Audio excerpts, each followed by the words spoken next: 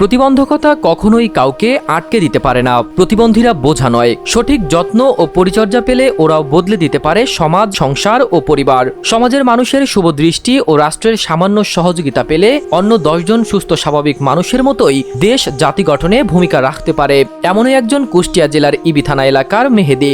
জন্ম থেকেই শারীরিক প্রতিবন্ধী মেহেদী।